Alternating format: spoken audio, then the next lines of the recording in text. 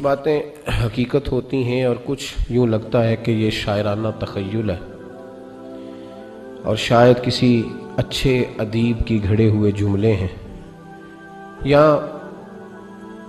کسی اچھے مقرر کی اچھے لب و لہجے کا شاخسانہ ہے۔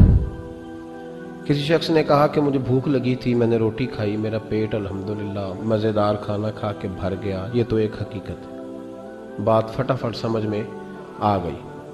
ایک شخص نے کہا کہ میں شدید پیاس کے عالم میں تھا، پھر میں گھر پہنچا، ٹھنڈا اور مزیدار شربت مجھے پلایا گیا تو میری طبیعت بڑی سیر ہو گئی۔ یہ بات بھی بالکل سمجھ میں آتی۔ لیکن ایک شخص نے کہہ دیا کہ یار میرا بیٹا روٹی کھا رہا تھا تو اس نے جب تسلی سے روٹی کھائی تو میرا پیٹ بھی بھر گیا۔ اب یہ بات تھوڑی ٹھہر کے سمجھ میں آتی ہے، یہ فٹافٹ سمجھ میں لوگ کہتے ہیں تو شاعری ہے، یہ تو تخیل ہے، یہ تو آپ نے ادیبانہ جملہ بولا ہے۔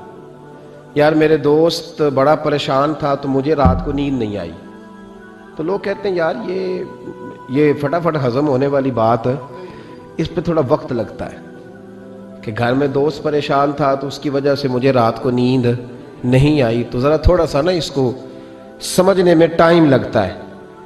وہ بیٹا سعودی عرب میں رہتا تھا تو اماں اس کی رات کو فٹافٹ اٹھ کے بیٹھ گئی گھبرا کے۔ خاوند نے پوچھا تجھے کیا ہوا؟ تو کہنے لگی مجھے لگتا ہے کہ بیٹا نا پردیس میں کچھ پریشان ہے۔ تو کئی دفعہ وہ والد صاحب مذاق بھی اڑاتے ہیں، کہتے ہیں تجھے کوئی غیب کا علم ہے؟ سو جا چپ کر کے، اچھا بھلا تھا میری ابھی شام کو بات ہوئی ہے۔ یعنی اتنی جلدی بات یہ شعور میں آتی، صحیح کہہ رہا ہوں؟ یہ مطلب میں نے کھانا کھایا میرا پیٹ بھر گیا یہ تو سمجھ میں آئی، لیکن میرے بیٹے نے کھانا کھایا اور میرا پیٹ بھر گیا یہ سمجھ میں نہ آئی۔ بھئی میں پریشان تھا، رات بھر میں سو نہ سکا، یہ تو سمجھ میں آتی ہے، لیکن میں پریشان تھا اور میری وجہ سے میرا دوست ساری رات بیدار رہا، یہ بات سمجھ میں۔ یہ لوگ اس کو شاعرانہ بات سمجھتے تھے، لیکن میرے رب کریم نے اس بات کو قرآن پاک میں بیان فرما دیا۔ لَقَدْ جَاءَكُمْ رَسُولٌ مِّنْ أَنفُسِكُمْ، فرمایا تحقیق میں نے تمہیں میں سے تمہیں رسول عطا فرمایا۔ عزیزٌ علیہ ما عنتم، ذرا آیت کا لطف لیجئے گا، مزہ لیجئے گا۔ فرمایا تم اگر مشکل میں پڑو نا تو یہ بات میرے نبی کو تکلیف دیتی ہے۔ امت اگر پریشان ہو تو حضور پر گراں گزرتا ہے، حضور پریشان ہوتے ہیں، نبی پاک کو تکلیف ہوتی ہے اگر امت آزمائش میں ہو۔ عزیز علیہ ما عنتم، میں نے کہا کہ یہ بات اتنی جلدی ہضم ہونے والی نہیں تھی، پر رب کریم نے جب قرآن میں بیان کر دیا، جب اللہ نے اسے اپنے محبوب کی شان میں نعت بنا کے نازل کر دیا کہ میرے محبوب کے غلاموں تم اگر کبھی آزمائش میں ہو تو میرے رسول پر یہ بات بوجھ بن جاتی، اور فرمایا حریص علیکم، وہ تمہاری بھلائی چاہنے میں جلدی کرتے وبالمؤمنین رؤوف الرحیم، مومنوں پہ رؤوف بھی ہیں اور رحیم۔ اللہ بھی رؤوف ہے نا، اللہ بھی رحیم ہے، نبی پاک بھی رؤوف ہیں اور رحیم۔ اللہ ہی کہہ رہا ہے حضور کو بالمؤمنین رؤوف۔ یہ سورہ توبہ کی آیت نمبر 128 ہے، مطالعہ کر لیجئے گا۔ اللہ نے نبی پاک کو کہا وبالمؤمنین رؤوف الرحیم، مومنوں پہ رؤوف بھی ہیں اور عقیدہ شرط ہے دین میں۔ اعمال جتنے مرضی بندہ اچھے کر لے، عقیدہ اچھا نہ ہو تو اعمال فائدہ نہیں دیتے، عقیدہ شرط ہے۔ کہتے ہیں جو لفظ اللہ کے لیے کہا اگر نبی پاک کے لیے کہا تو مشرک ہو جائیں گے، تو اللہ نے خود نبی پاک کو رؤوف الرحیم کہا، ایمان ہوا کہ شرک ہوا؟ فٹافٹ لوگوں نے شرک کفر بڑا سستا سمجھ لیا ہے، کہتے ہیں جی اگر اللہ کو غیب ہے اور حضور کے لیے بھی لفظ بولا تو مشرک ہو جائیں گے۔ ہاں کچھ لفظ ایسے ہیں جو صرف اللہ کے لیے، کسی اور کے لیے بولنا درست۔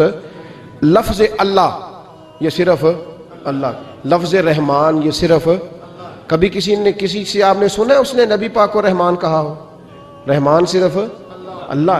تو جو لفظ خالصتاً مالک کے لیے ہیں وہ مخلوق کے لیے بولنا درست، اور اگر اللہ خود کہے اپنے نبی کو رؤوف الرحیم، دیکھیں نا اللہ سنتا ہے نا، تو آپ اللہ معاف کرے نہیں سنتا، بہت سارے دوست چپ رہے ہیں شاید نہیں سنتا، مجھے کسی شخص نے پوچھا جی اللہ سنتا ہے؟ جی میں نے کہا سنتا ہے. تو اس نے کہا آپ سنتے ہیں؟ تو کیا کہوں اسے؟ بہرا ہوں میں، حالانکہ مجھے سنتا ہے. تو شرک ہو گیا، کفر ہو گیا. بھئی اللہ سنتا ہے، سنتا ہے. تو اس نے کہا جناب سیٹھ صاحب، استاد جی، سر جی، پروفیسر صاحب، ٹیچر صاحب، علامہ صاحب، مفتی صاحب، قاری صاحب، والد صاحب، آپ بھی سنتے ہیں؟ کبھی سنتا ہوں. اب بھی تو کہہ نہیں سکتا کہ میں نہیں سنتا. بس ایک فرق ہے، وہ یاد رکھے کہ جس طرح اللہ سنتا ہے اس طرح بندہ نہیں سن سکتا، چونکہ اللہ کی جو سماعت ہے وہ ذاتی ہے. بندہ اتنی دیر تک نہیں سنتا جب تک اللہ اسے کان نہ عطا کرے. یہ فرق یاد رکھیں، یہ فرق ہے. کوئی کفر نہیں ہوتا، کوئی شرک نہیں ہوتا، لیکن لوگ بازاروں میں نکلے ہوئے ہیں کفر، شرک اور بدعت کی پوری پٹاریاں بانٹتے ہیں اور مفت تقسیم کرتے ہیں. فی سبیل اللہ، معاذ اللہ ثم معاذ اللہ. میرے بھائی یاد رکھیں، قرآن نے کہا نبی پاک کو وَبِالْمُؤْمِنِينَ رَءُوفٌ رَحِيمٌ. ہمارے ہاں نا معاشرے کے اندر کچھ چیزیں ایسی ہیں جو آہستہ آہستہ زور پکڑتی جا رہی ہیں. ان میں سے ایک چیز ہے خود غرضی، خود پسندی، اپنی ذات اور اپنی سوچ کے دائرے میں بند رہنا. وہ اقبال نے جو کہا تھا نا، اگرچہ بت ہیں جماعت کی آستینوں میں، پر مجھے ہے حکم ازاں لا الہ الا اللہ. میں نے دیکھا ہے ہماری اپنی جو چھوٹی چھوٹی جماعتیں بن جاتی ہیں وہ اپنے اپنے خول میں بند ہو جاتی ہیں. انہیں خیر اپنے پاس نظر آتی ہے، جو پیچھے لگے ہوتے ہیں ان میں نظر آتی ہے، نہ ادھر نظر آتی ہے معاذ اللہ اور نہ ادھر. خود غرضی، خود پسندی، اپنی ذات کے دائرے میں بند رہنا محدود کر دیتا ہے انسان کو. خدا مجھے ایسی خدائی نہ دے کہ اپنے سوا کچھ دکھائی نہ دے. اور پھر اس کا لوگوں نے ایک اور ترجمہ کر لیا ہے اپنے آپ کو سمجھانے کے لیے، اپنی طبیعت کو لگانے کے لیے ایک اور ترجمہ کر لیا. وہ ترجمہ کیا ہے؟ وہ کہتے ہیں کہ میں کسی کے ذاتی معاملات میں دخل نہیں دیتا. ذاتی معاملات میں دخل دینا اور ہے، اور کسی پریشان حال کی پریشانی کو دور کرنا اور ہے.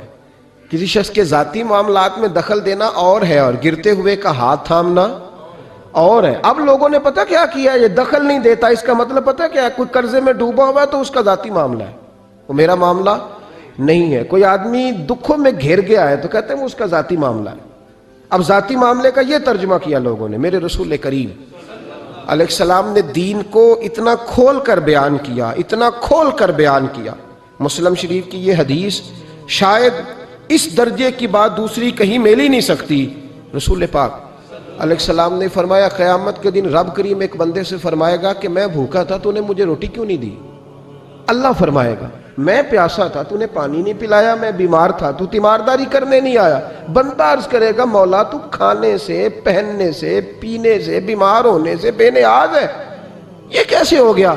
تو رب کریم فرمائے گا وہ تیرے پڑوس میں جو میرا بندہ بیمار تھا، وہ جو بھوکا اور پیاسا تھا، تو بس تجھے سمجھ ہی نہیں آئی.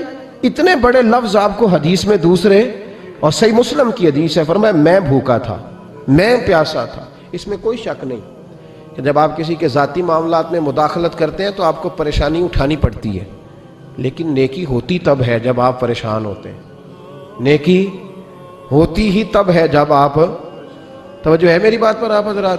کچھ باتیں آپ سننا چاہ رہے ہیں جو میں ابھی کروں گا نہیں، میں وقت آنے پہ کروں گا.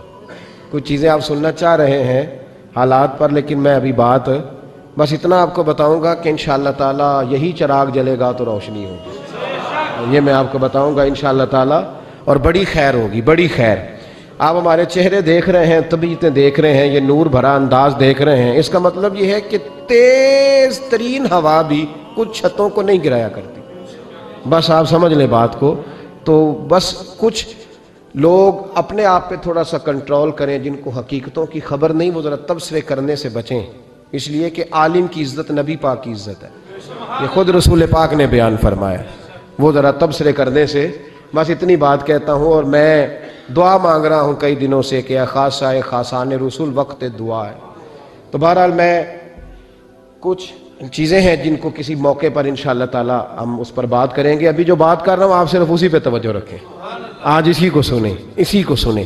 اور آپ دیکھیں کہ الحمدللہ تبارک و تعالی کچھ چراغ ایسے ہوتے ہیں جو تیز ہوا میں بھی چلتے ہی رہتے ہیں، اور ان کی روشنی، اقبال نے کہا تھا ہوا گو تند و تیز ہے لیکن چراغ اپنا جلا رہا ہے. وہ مرد درویش حق نے جس کو عطا کیے ہے انداز خسروانہ. تو بہرحال الحمدللہ اعلیٰ احسان ہی کچھ آزمائشیں بتلاتی ہیں کہ آزمائش آئی ہے تو کوئی خیر تھی تو آئی ہے نا، کچھ مسئلہ تھا تو جب آزمائشیں آتی ہیں تو اس کا معنی ہے کہ حق تھا تو آزمائش آئی۔